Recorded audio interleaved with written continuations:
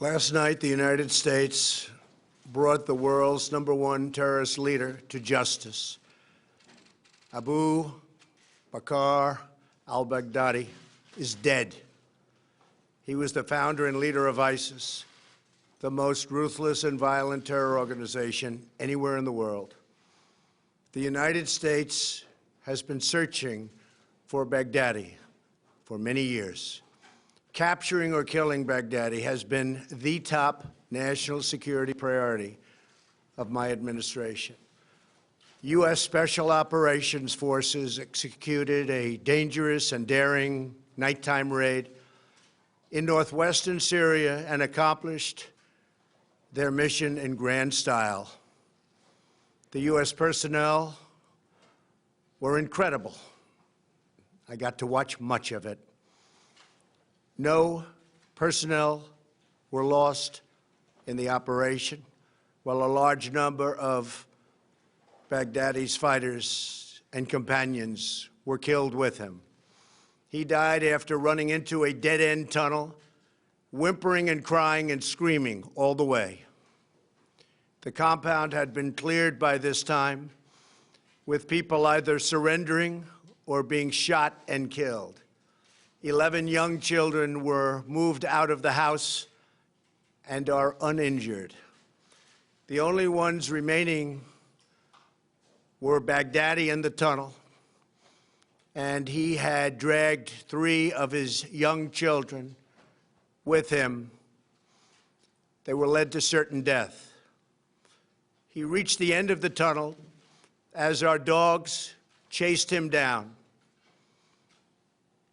He ignited his vest, killing himself and the 3 children. His body was mutilated by the blast. The tunnel had caved in on it in addition. But test results gave certain, immediate, and totally positive identification. It was him. The thug who tried so hard to intimidate others spent his last moments in utter fear, in total panic and dread, terrified of the American forces bearing down on him.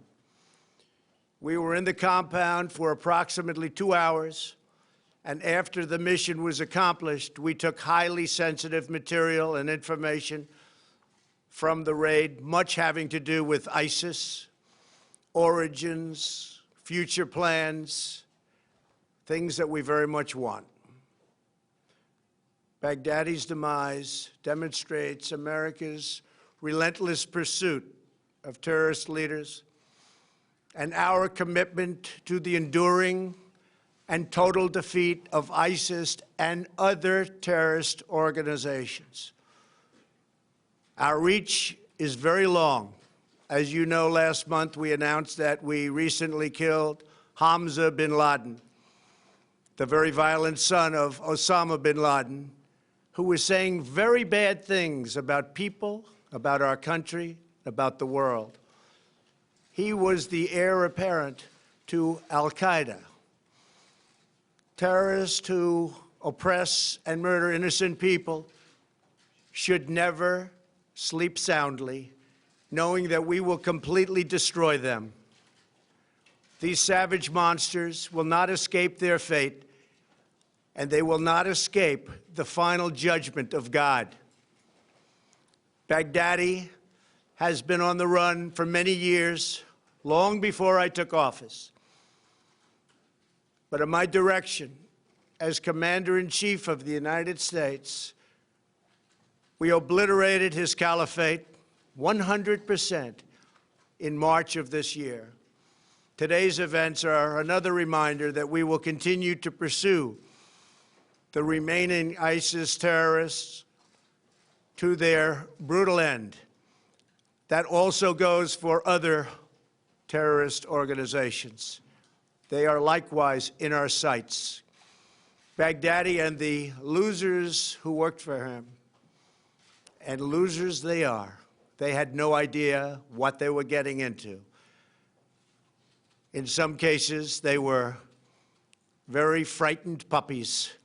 In other cases, they were hardcore killers but they killed many, many people. Their murder of innocent Americans, James Foley, Stephen Sotloff, Peter Kasich, and Kayla Mueller, were especially heinous. The shocking publicized murder of Jordanian pilot, a wonderful young man, spoke to the king of Jordan. They all knew him, they all loved him.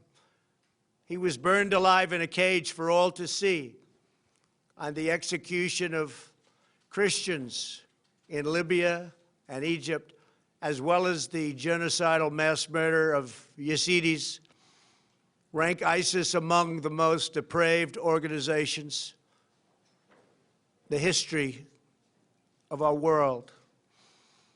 The forced religious conversions, the orange suits prior to so many beheadings, all of which were openly displayed for the world to see.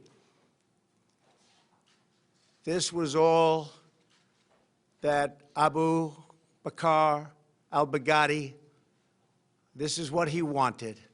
This is what he was proud of. He was a sick and depraved man, and now he's gone. Baghdadi was vicious and violent, and he died in a vicious and violent way as a coward, running and crying. This raid was impeccable and could only have taken place with the acknowledgement and help of certain other nations and people. I want to thank the nations of Russia, Turkey, Syria, and Iraq, and I also want to thank the Syrian Kurds for certain support they were able to give us. This was a very, very dangerous mission. Thank you as well to the great intelligence professionals who helped make this very successful journey possible. I want to thank the soldiers and sailors, airmen, and Marines involved in last night's operation. You are the very best there is anywhere in the world. No matter where you go, there is nobody even close. I want to thank General Mark Milley and our Joint Chiefs of Staff, and I also want to thank our professionals who work in other agencies of the United States government and were critical to the mission's unbelievable success. Last night was a great night for the United States and for the world. A brutal killer, one who has caused so much hardship and death, has violently been eliminated. He will never again harm another innocent man, woman, or child. He died like a dog. He died like a coward. The world is now a much safer place. God bless America. Thank you.